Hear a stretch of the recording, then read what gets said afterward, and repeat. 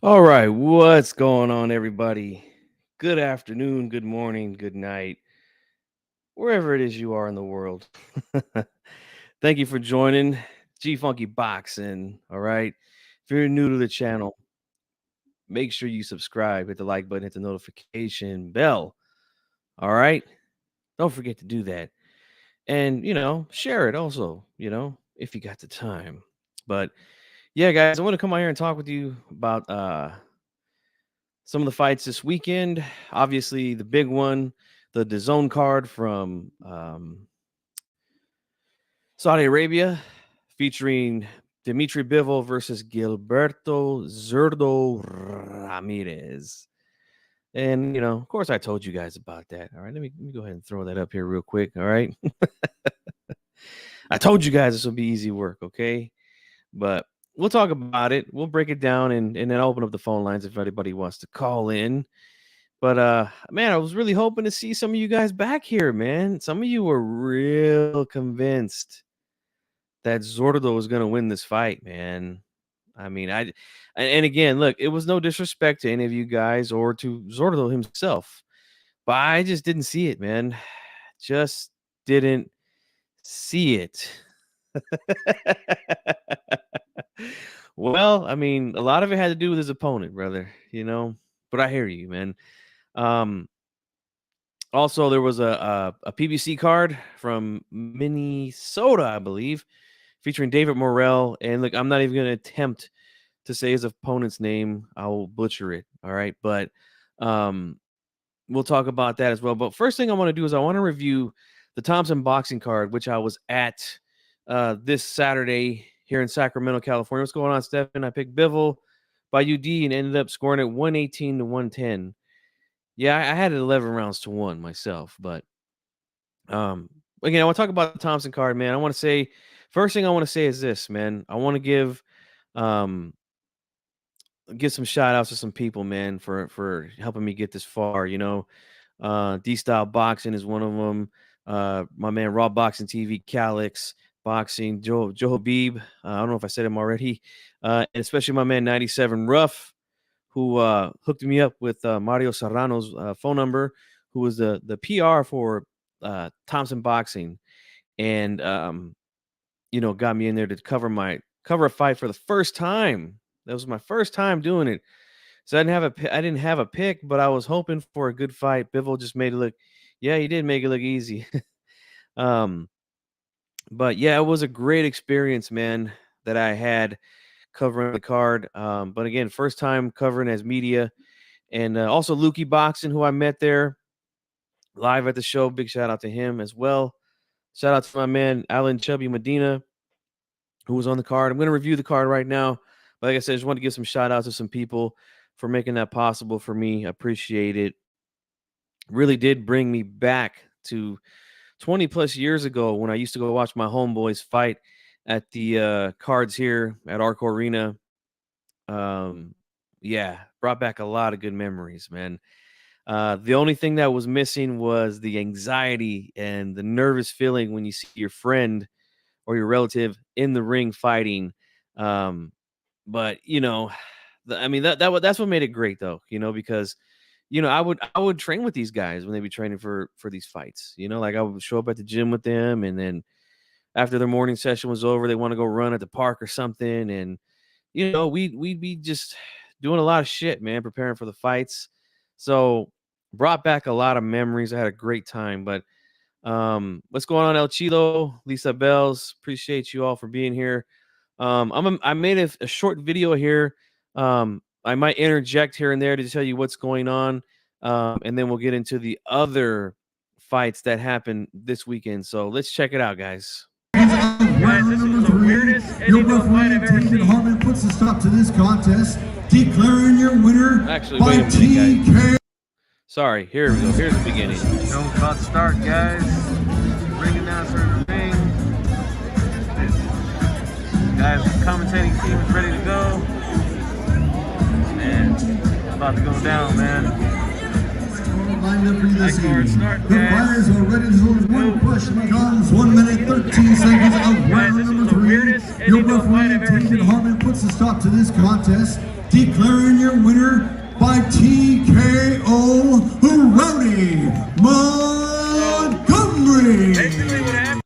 So here I want to stop it real quick. This was the first fight on the card, and it was a TKO. The referee decided to stop it because the guy in the red corner, who's on the right of the screen, literally just stopped fighting.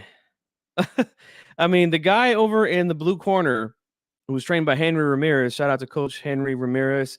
You know, he was winning the fight, but the guy literally just stopped punching, and he would just like lean up against the other guy's body, and the other guy had his arms in the air like I'm trying to fight this guy, but he's just holding me and hugging me, and he wouldn't punch. So the referee just said, all right, that's it. I guess you quit. You're not throwing your hands. So that was the end of the first fight of the night. So let's go on to the next one. This guy here stopped punching, and the referee just called the fight. So, yeah. One of the weirdest stoppages I think I've ever seen, man. Would you agree with that, Luke?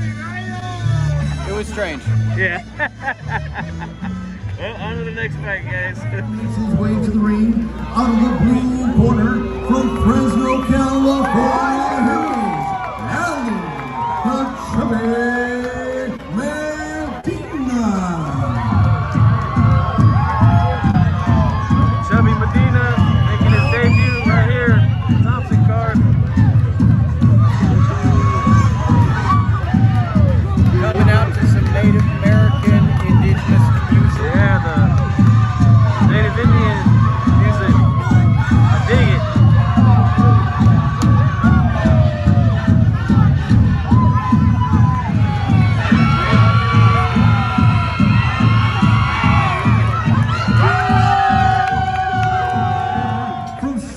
Do you guys hear how loud that crowd is, man? That fight right there probably got the loudest reception out of all the fights. Two fighters that were making their professional debuts, so they had a lot of support there for them. Unfortunately, my guy Chubby Medina came up short in that one, but you know I hit him up. You know, he's in good spirits and he says he'll be back strong. But that was a slugfest, man. As soon as the bell rang, these guys are just throwing hands. And you know, when you're in exchanges like that, you know that could happen. But on to the next fight, and this is the hometown boy Kane Sandoval. And you guys, if you haven't checked out my post-fight interview with him, make sure you go check that out as soon as this live stream is done. So let's continue here. Sacramento, California.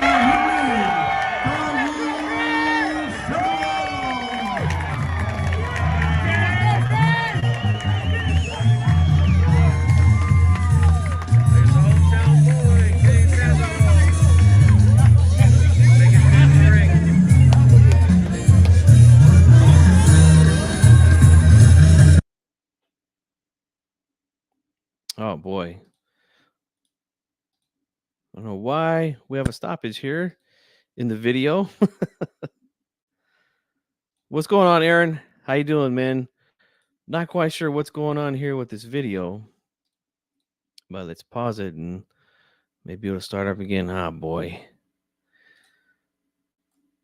Well, I don't want to waste too much time trying to fix it. I thought I had it all set. Let me try one more time, guys, just to see if it's going to work or not.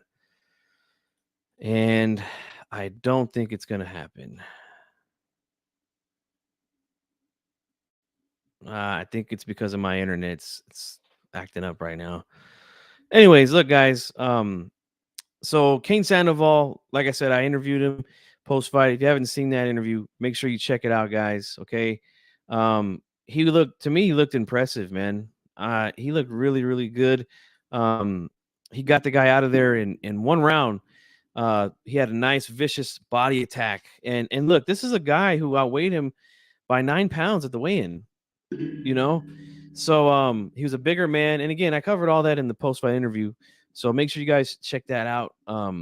Again, if you haven't. But the next fight of the card was Saray Sugar Matatuvic. God, I know I butchered that name, but he's from San Francisco. And he looked, man, he was really, really He looked really, really good, really sharp. Actually knocked out his opponent's teeth. I shared the video on my Twitter. If you guys haven't seen it, knocked out the guy's teeth. And yeah, crazy stuff, man. Again, see on the top of the screen at gfunky84 on Twitter. Go to my Twitter. You'll see the video of where they're they're showing the teeth on the canvas. But man, he was fast. He was sharp. Good power shots, and really good at controlling the pace and the range. And I can definitely see a world champion in Sugar Richey out of San Francisco, California. Really good performance by the young man. I believe he's 6-0 now on his record. And again, knocked 3 teeth out of his opponent. Crazy, crazy stuff. And again, this is why you guys got to go to these shows, man, when they're in your city. Get out there and support these guys, okay? Next fight on the card was Damani Kane O'Kane, who's out of Oakland, California, who has a lot of high praise. Terrence Bud Crawford and Bomac are both quoted saying that he has the looks of a world champion. He works hard in the gym, and they just like what they see. Now, he was in there with a southpaw Saturday night, and the guy was very awkward and tricky. He literally, look, in my opinion, he literally didn't want to fight. Like every time Damani would come in with an attack, he was more happy with just trying to make a miss, and then would just hold him. Like I felt like there should have been a point. Now, the problem with this is it was an 8-round fight. Damani got 2 knockdowns in the fight. One of them was a little questionable, but the referee called it a knockdown. Now, here's the problem. You knock a guy down 2 times, yet the fight ends up a draw. Like, I just didn't understand that. I felt that Damani clearly won the fight because, again, the other guy didn't want to fight, and he knew he was down because he started to become a little more aggressive in the last couple of rounds, but you guys know how boxing is, man. But in the main event, we had Eros Correa, who defeats his opponent, Saavedra, I think his name was, who's been in there with some good opponents. Had action early on. He was landing some shots on Eros early. He jumped on him early, and I think they did some homework on Eros because from what I've seen with Eros Correa, he's a little bit of a late starter. He kind of likes to figure out what's going on with his opponent. I noticed that in his last fight also with Sal Sanchez fight, which he ended up winning. And then he ended up winning this fight as well. And I felt like once he finally got a read on his opponent, he picked up the pace, used good lateral movement at times, and landed some really good clean shots, and won the fight. And look, he's ranked number 14th now in the world in the WBA rankings at bantamweight. So he's looking to move up into the rankings, man, and try to get himself a title shot here within the next couple of years. Now, look, Inoue is the guy in that division right now. He's looking to go undisputed. It's been talked that he might possibly move up to super bantamweight once he wins all the belts, if he wins the belts, I should say. And then at that time, once those belts become vacant, I would like to see him, work his way into possibly getting a title shot at the WBA at 118 pounds at bantamweight. So shout out to Eros Correa, man, for getting the win. This is 2 times now he's been featured on the main event on the Thompson cards. So, hey, man, look to see him, man, maybe on one of these big time shows on TV here in the near future. Also, guys, if you haven't checked out my interviews with Doug Fisher, I have 3 videos up where I talk with Dougie about some topics, some fights. I talked to him about Zurdo and Bivol. I got his thoughts on Plant versus Benavidez being announced, and then I also asked him about the Devin Haney situation with the Ring Magazine. So if you guys haven't seen those videos, go check them out. Hit that like button and share them. Share those videos, man. Get them out there. I thought I had a really good interview with Doug. He's a really nice guy, very approachable guy. I just walked straight up to him, introduced myself, and then I just said, hey, man, you got a few minutes here before the show? We could do a quick video. He goes, yeah, man, no problem. So really cool guy, man. And I enjoyed talking with him. So shout out to Doug Fisher, editor-in-chief of the Ring Magazine. All right. Now, First, before I talk about Zurdo and what I told you guys was going to happen in that fight, uh, I want to talk about the Showtime card. Okay, now from my understanding, David Morrell gets a knockout in 12 rounds. And look, I'm not even going to attempt to announce his opponent's name. And look, I'll be quite honest with you, I never heard of the guy before. That doesn't mean that he's a bum or anything. I'm just saying I never heard of him, and I didn't really get a chance to watch the card, so I'm not even going to attempt to say his name. But when I watched the fight, it to me, look, I was at a club level show Saturday night. That's what it looked like to me. His opponent looked like he was at that level or just above that level. And turns out he ended up getting stopped, and now he's from my understanding, has a brain bleed, and they had to put him into a medically induced coma due to that brain bleed. And again, look, thoughts and prayers go out to him and his family that he recovers. I have not heard anything from this point what his status is.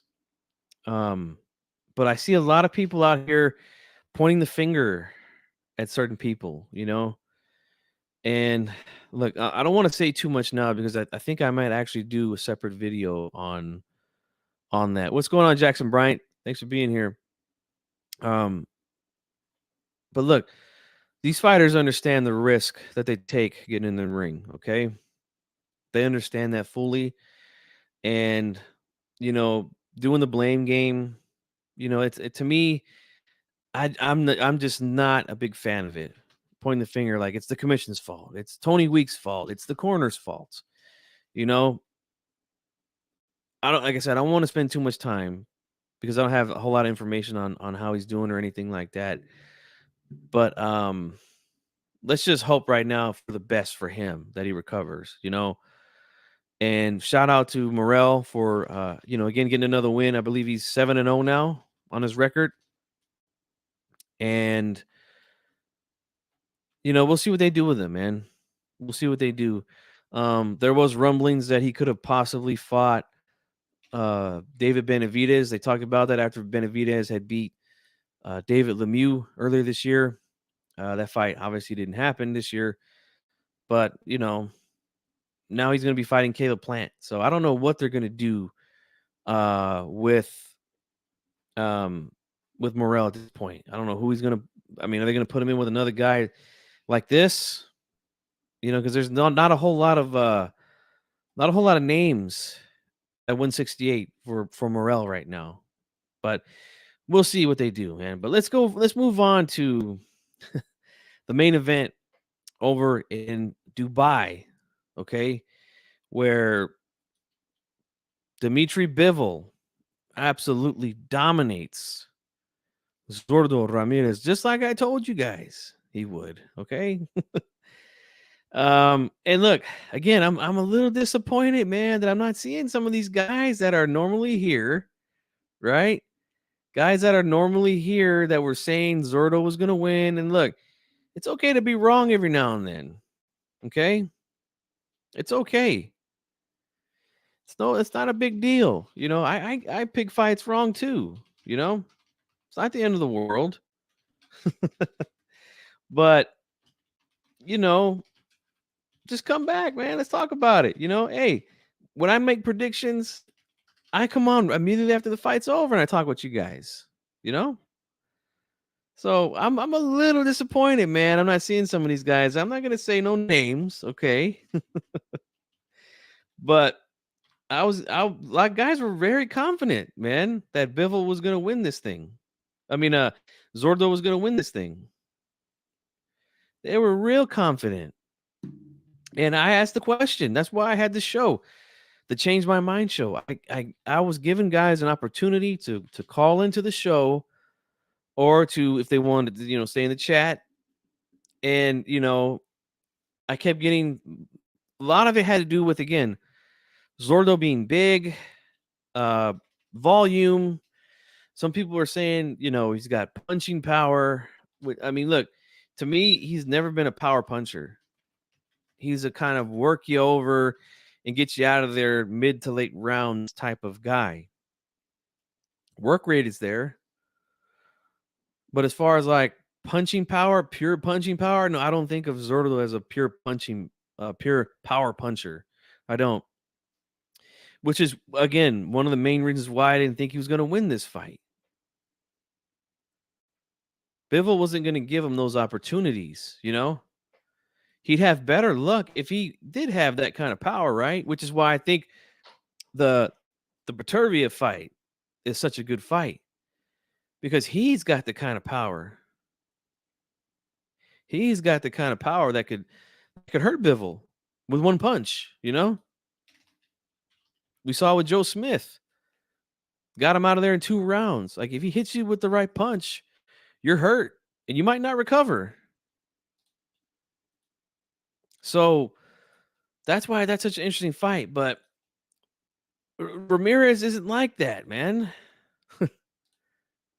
He's very slow in his head. Again, no head movement, no upper body movement. Like I told you guys, man, that his positioning when he gets guys on the ropes is bad. He doesn't utilize his size, right? And that was another thing was, the size. And again, size only matters in a fight if a guy knows how to utilize that size. That's it. And Zurdo's a guy that doesn't do that. He just doesn't. Again, he doesn't keep you in the corners. You see the couple of times that he actually got Bivol to the ropes? What happened? Bivol literally just rolled out to his left, which would be to the outside of Zurdo's lead hand, which is his right hand because he's a southpaw. And he just got right back to the center of the ring with little to no resistance, guys. Because, again, he doesn't have the tools to keep a guy against the ropes. And that's a big problem. Another thing that I was impressed with Bivol is he stood right there and backed up Zurdo a lot. Backed him up a ton, guys. That, to me, not only does that wear you down physically, but it messes with you upstairs in the brain. Because Zurdo, again, had the idea in his head that, he's the bigger guy. So he's going to, he's going to be the guy coming forward and pushing his opponent back. What's going on, Los Tres Chingones? Appreciate you stopping by, man. Great interview they had with the CEO of Marv Nation last week. You guys go over there and check that out. If you haven't, go check it out and subscribe to their channel as well. But that I really think that messed with Zurdo's head. The fact that Bivol was standing in the pocket with him, pushed him back a lot, and wasn't afraid to exchange. There was some exchanges in this fight. But again, the shorter, faster shots got there quicker. And he was able to get in and out, right? Get into range to mid-range to fire his shots off. And they get to the outside real quickly. The balance of Bivol is phenomenal, guys. The weight shifting from the front foot to the back foot. The defense, man. I mean, he's a great fighter, man. He's a great fighter. And look, I mean, I hate to say this, man, but I think a lot of you guys, and again, none of you guys are showing up for some reason, man. I'm very disappointed. Very disappointed. What's going on, 92? How you doing, man? He says, did Canelo do a little bit better? I would say it's about the same, to be quite honest with you. But I'll say this, man. I really do think that a lot of guys were just picking based on pride and based on revenge for Canelo. That's what I think. And look, let me tell you something, guys. I understand pride, okay? I used to do the same exact thing when I was in my late teens and in my early 20s, Pick the Mexican every time just because he's Mexican. Even though I would know sometimes in the back of my head he wasn't going to win, I would still roll with him. And look, if that's what you want to do, just say that, okay? But guys were really trying to explain to me, and a lot of the things I was hearing was all of a sudden people think Bivol's a great boxer, but nobody picked him to beat Canelo. Like it always comes back to Canelo. Like that's revenge.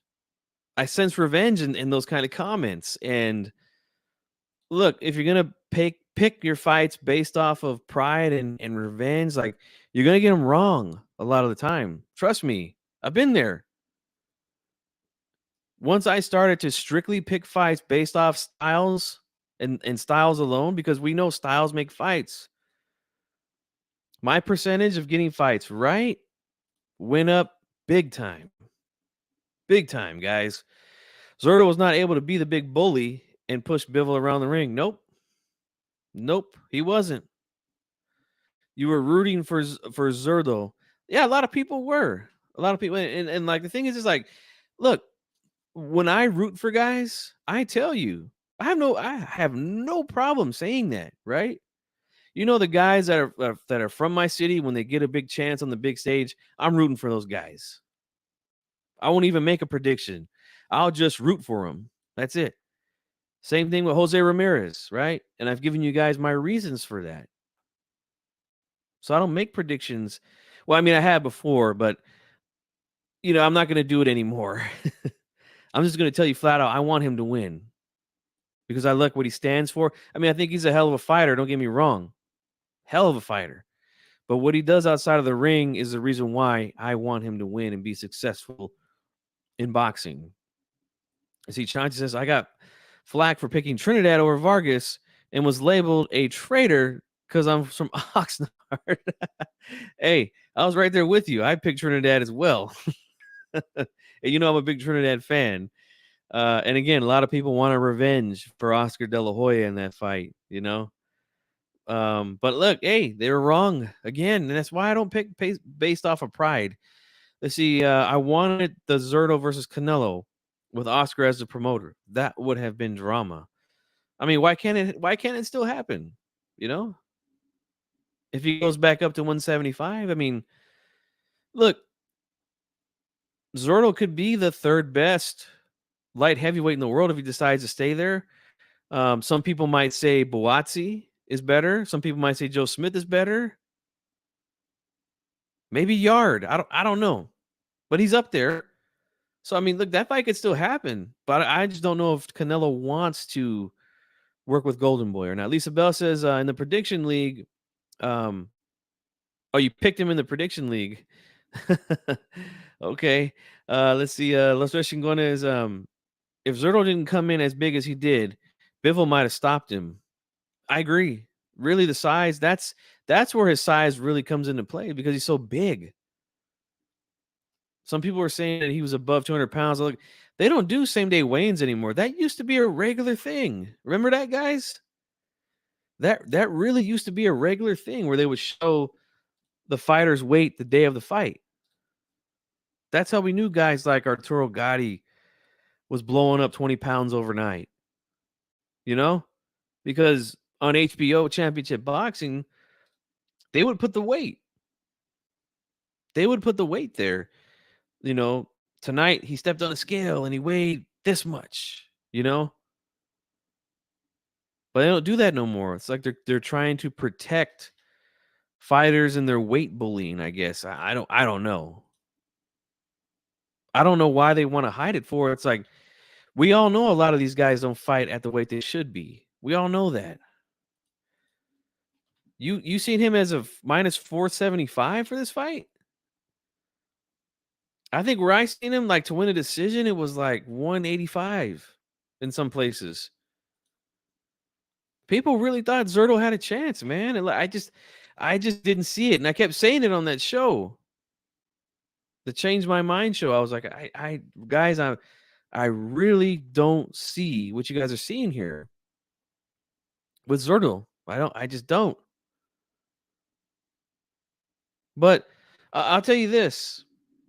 If Zurdo does decide to stay at 175, I'll ask you guys this. Does he beat Joe Smith? Does he beat Boazzi? Does he beat Anthony Yard? I think those are all competitive fights. I don't think he beats Beterbiev. No, I don't think so. We know he can't beat Bivol. So, yeah, man. I really do think that Zurdo should move up to cruiserweight. That's my opinion, because honestly, I just think he's too slow for a lot of these guys at the top. Too slow, not enough defense, not enough head movement, no special effects really at all. So it's gonna be tough, man. And this was his first time being matched up tough with somebody, man. Yeah, I understand. I understand the odds. I seen it a lot lower though. That's all I was saying. See, although I didn't pick on this fight, I really thought Zurdo would at least put up a good fight. I was wrong. I gave him 1 round. It was a wash. I gave him 1 round too. I seen 2 of the judges gave him 3 rounds, I believe, and that's being generous. Very generous. Zurdo is not bad, but he's definitely not that top level. Yeah, I think here's the thing. I think this is Cholo Trucker who's controlling the Los Tres Chingones. We still don't know. Like, I still don't know what level Zurdo is at right now, because he literally fought the best of the best. It's between Bivol and Beterbiev at 175.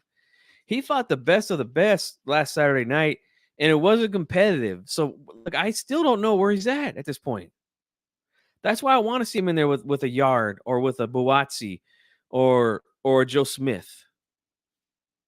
Maybe he does a little bit better against those guys, and then we can get a better idea of how good he really is. But this was, if we're climbing a ladder, this wasn't just 1 step up. This was like 4 steps up. Like, the fight wasn't close. See, Dave says Zurdo's hands were slow, feet was slow, reflexes was slow, thinking was slow. He's very slow, man. I was, I wasn't trying to be funny when I was live. I was saying that too. Like, he's just very, very slow. For reals, we think we all knew Bivol would win, but I was surprised how good Bivol is, and I kind of overrated Zurdo. I mean, look, hey, we all do that from time to time, brother. I've overvalued a lot of guys as well in the past. It happens, It happens. No sweat. Let's see. Chauncey says, what does Golden Boy do now? Valdez, Zurdo, all bad losses. Their golden ticket is Munguia, and he's fighting another nobody. Well, I mean, don't forget, Golden Boy still has Virgil Ortiz. They still have Ryan Garcia. They still have Alexis Rocha. Floyd Schofield is one of their better prospects, and they have a lot of good prospects, man, that are on the come up. I think Golden Boy is going to be hot, man, in a couple years. Really, they're going to be hot in a couple years, man. But yes, Munguia is definitely fighting another can, which is just awful.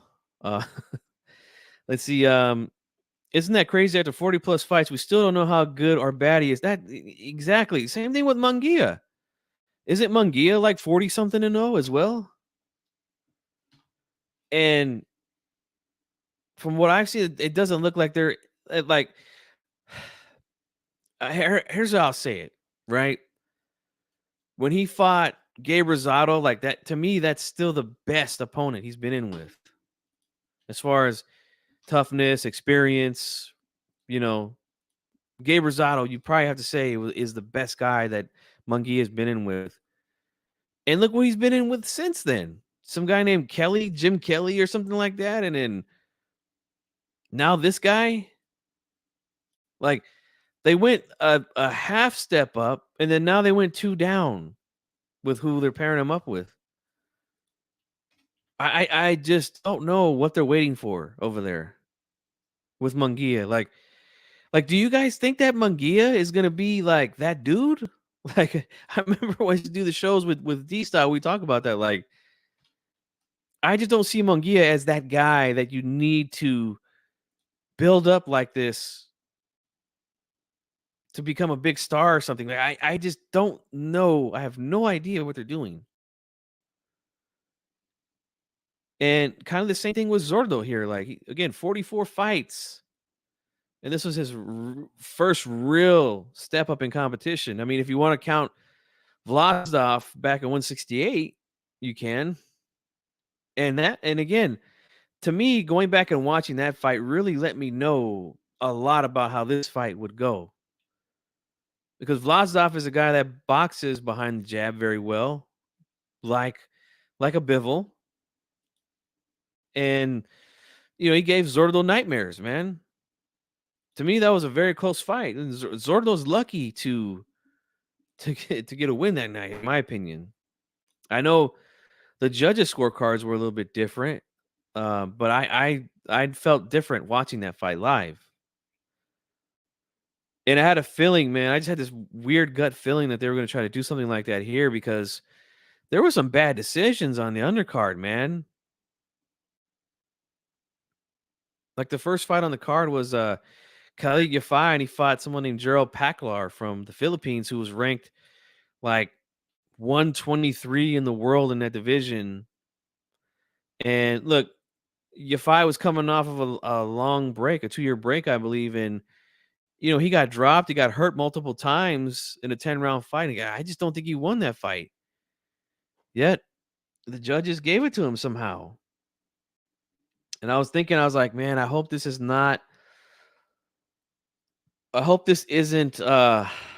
what's going to happen later in the fight, And I don't know, you guys tell me if I'm crazy when I say this, but to me the DAZN team was awful calling the fight.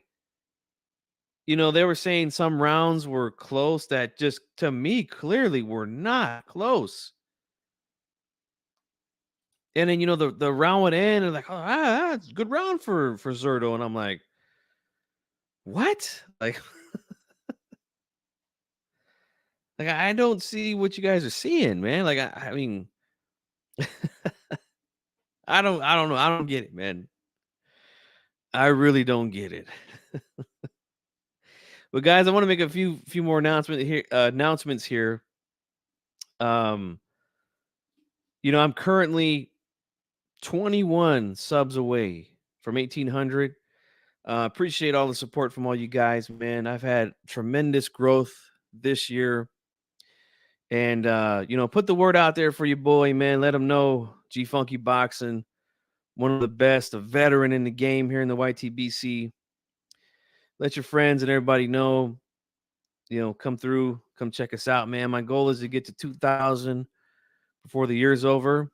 Don't know if I'll get there or not, but I'm going to try to get there. And again, I appreciate all the support from all you guys.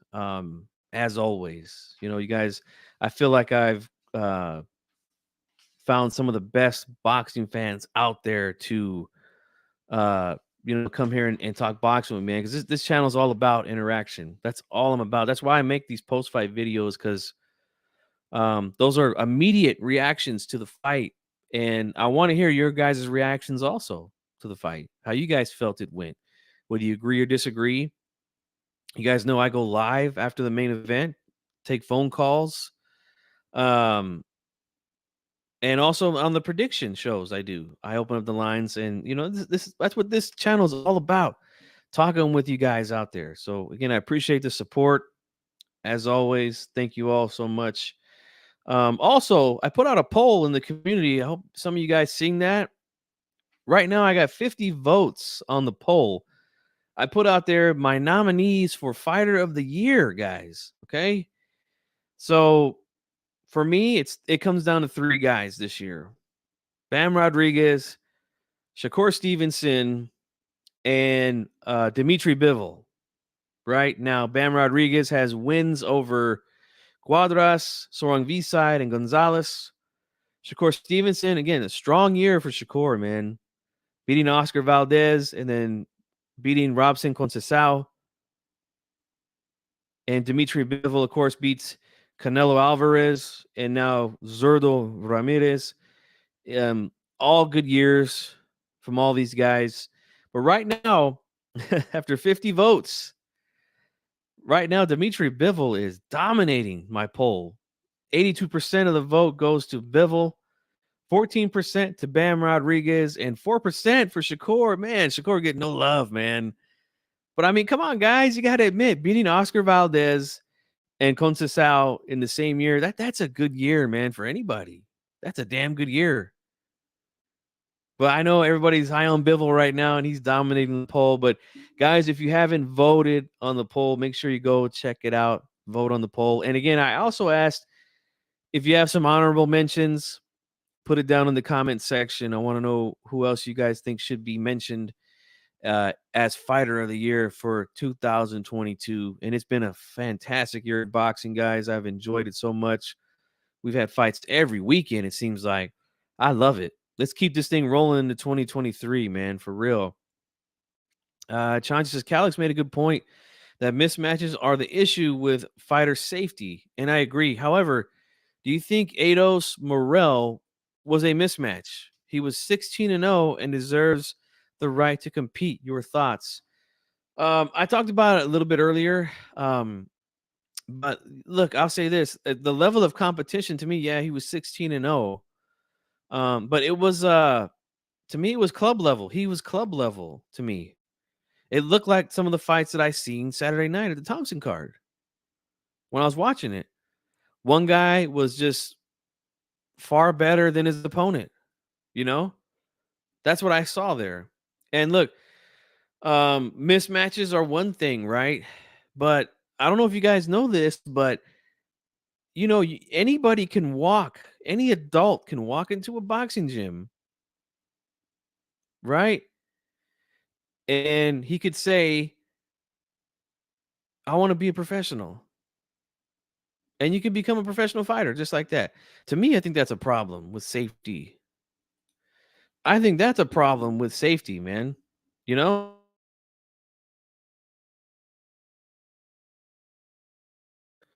No, I'm not on mute, Major Key. Maybe just go back out and come back in. I had that issue the other day too with another channel that I was watching.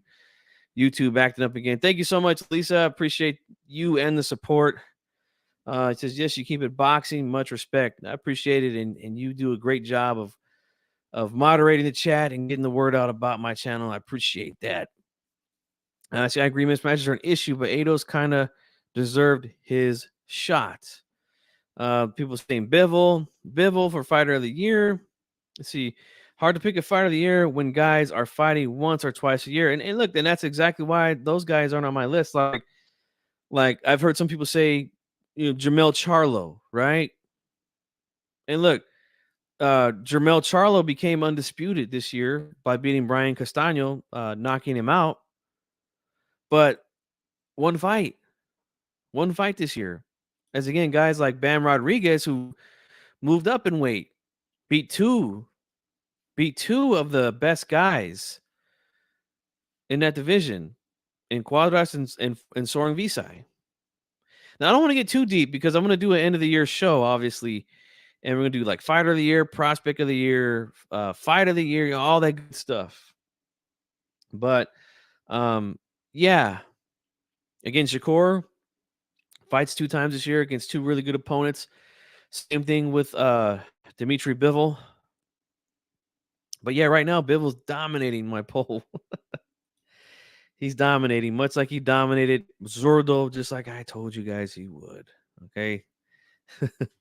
But look, guys, I am very disappointed that a lot of the guys that were here that were saying that Zurdo was going to win didn't come back for this work, man. I'm disappointed. I am. But look, again, we don't all get them. We don't always get them all right, man. When you predict every fight, you're not going to get every fight right. You're just not. That's not reality, guys. But again, disappointed, man, because I wanted to hear. I mean, I did get some people in the comments section of the post fight video that I did. You see, Davey says Munguia, Zurdo, Berlanga, all 3 of them are overrated. Let's see. Pounds Boxeo says Canelo will win the rematch. I have to disagree with you there. I mean, I think he has a better chance if he can make the fight at 168. But no, I don't think Canelo can beat him, man. I just think it's just one of those things, man. I just don't think he can beat him. I don't know what Canelo could do differently than from the first fight, you know? And I mentioned this in my post-fight video that a lot of guys were saying that it was just strictly the size of Bivol that won the fight. I even heard some other channel that's a big channel and he's a big Canelo fan say that the only reason Canelo lost is because he got tired. And I'm just like, you gotta be fucking kidding me. You gotta be absolutely kidding me. That's the only reason that Canelo lost because he got tired? Like, get the fuck out of here, man. It's literally one of the dumbest things I've ever heard when it comes to that fight. Like, you obviously didn't watch the fight, if that's what you're gonna say, if that's gonna be your narrative. Oh, he got tired, and that's why he lost. Like, no. Did Canelo get tired in the fight? Absolutely, he did. Every fighter gets tired in a 12-round fight.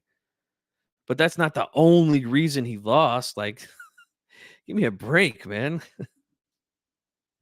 Chauncey says, if we don't get Bivol Beterbiev next, assuming Beterbiev beats Yard, we need to also start speaking on that. No, you're right.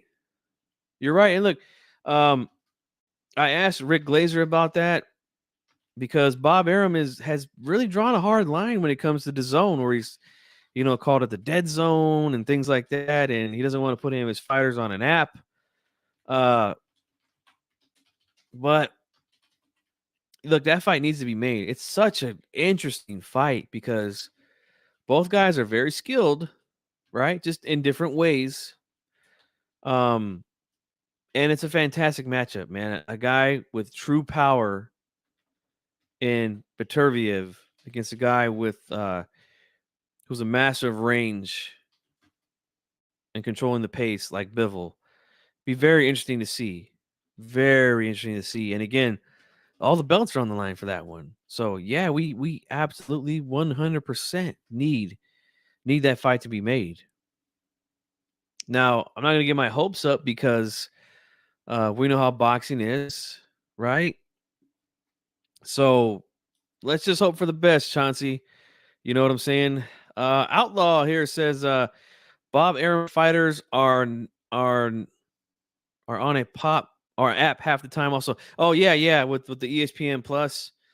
Yeah, but I mean, again, sometimes they put them on the main ESPN channel. But no, that is a little hypocritical. You're right, of Bob Arum. But I mean, they have a thing for Eddie Hearn, man. A lot of these guys, which is pretty funny to me. But look, Top Rank to me is doing a great job, man, with what they're doing. I feel like they've done the best job within the last 3 years of keeping boxing alive and getting it out there to more casual audience.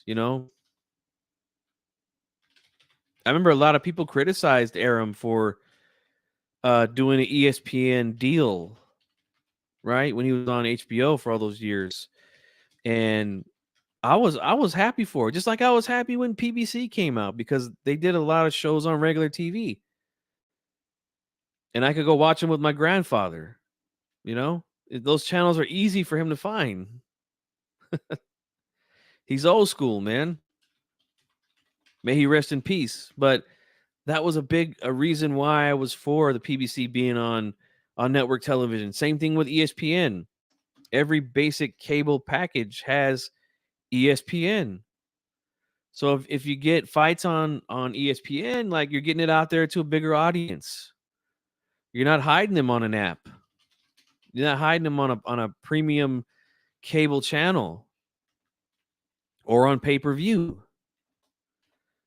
And I feel like they've done a really good job of that. I feel like their prospects as well. I mean, god damn, they are loaded with prospects, man. Like, Top Rank is going to be, man, they're going to be running things here in a couple of years, man.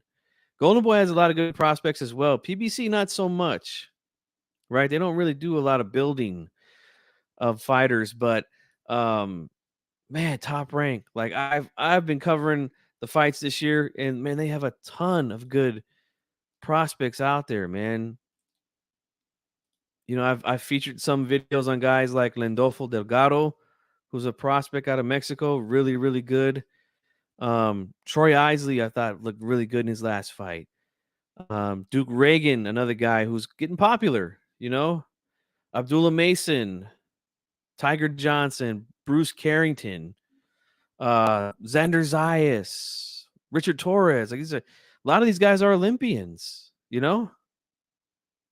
So Top Rank's doing a great job, man. We got to give them that. What's going on, Shoe Shine? Make sure you guys subscribe to the Shoe Shine Boxing. Go check them out. Outlaw says, well, what PBC got?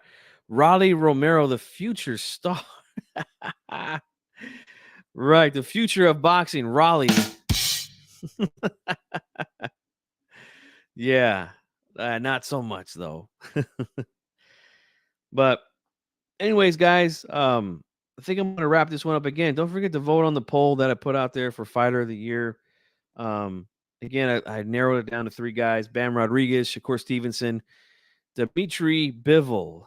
Yes, they did sign the Vargas boys. That's right. You're absolutely right. Again, guys, more fights this weekend. Montana Loves fighting. The return of Jean Ebek, right? He's supposed to be fighting Demetrius Andrade. That fight didn't happen, obviously, but that should have been what's happening this weekend. So again, I'll be covering those fights, guys, like always. Make sure you guys, again, comment on those videos, man, the post-fight videos. That's why I put them out there. I want to get your guys' reaction to these fights as well. Call-in show, as always, after the main event of every card. So make sure that you guys show up. I do have, before I end it real quickly, I want to announce a new show that I'm going to do. It might not be every week. Might be every month or so, maybe every other month. But I think it's a really cool idea, and I wanted to do this with some of these guys that I've done some work with. But the show is going to be called Ask a Casual. All right, so I'm going to have a panel with guys that are hardcore fans like myself and all of you that are here watching me live. And I invited 2 of my friends that are very, very much casual boxing fans, right? And simply all we're going to do is ask them questions, and then we're going to get their answer. And hopefully we can find some way to get boxing to connect more to casual fans and get them to become more like us and become more regulars to the sport. You know what I'm saying? You want to get in on that, Chauncey? I'll see what's up, man. Right now, I got a few guys. I'm waiting to get some answers on the date if they can make it or not. So yeah, should be a fun show, an interesting show. So make sure you guys are there for that one. I'm scheduling it for next Tuesday, 10 p.m. Eastern, 7 p.m. Pacific. That's the time that we're going to do it. Hopefully everyone can make it and we can have a good show, guys, because I think that's going to be interesting. I want to really hear their answers to some of the questions that the hardcore fans are going to ask. So, yep, that's it, guys. That's it for this one. Appreciate you all being here. Don't forget, all right, I told you this was easy work, okay? I had to throw that out there one more time. But yeah, don't forget, hit the like button if you haven't done that. If you're watching this and you're new, make sure you subscribe, hit the like button, hit the notification bell. All right, guys. This is G Funk, and I will see you guys this weekend, and enjoy the fights. I'm out.